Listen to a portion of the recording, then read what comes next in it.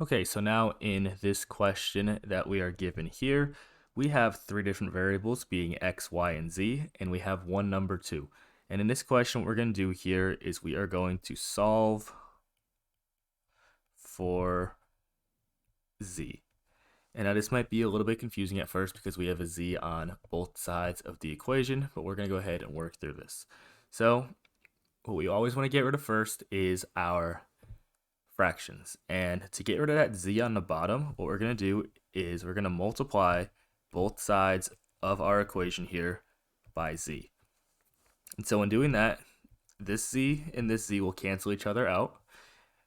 And so on the left side of the equation, we will have xy is equal to, just what's on the numerator there, the fraction.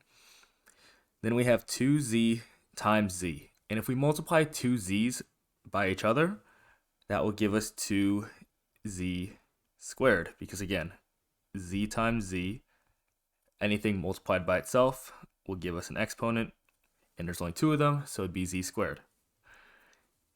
Next, we want to get rid of the 2 that's being multiplied by the z. So to get rid of that 2, we're going to do the inverse multiplication, which is division. So we're going to divide both sides of the equation by 2. And so these 2's will cancel out. And then we'll have xy divided by 2 is equal to z squared. And as we've discussed prior, everything has an inverse. So like addition, So addition has the inverse of subtraction. Multiplication has the inverse of division.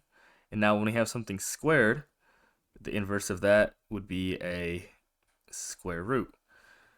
So to get rid of that squared that's going along with the z, we just take the square root of both sides. And remember, we take the square root of the whole entire side.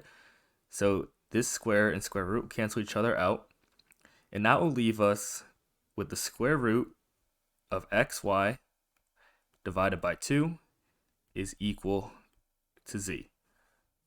And so that right there will be our answer. And again, when we work with all variables, or mostly variables in this case, it works exactly the same as if we had numbers. So that would be our answer there.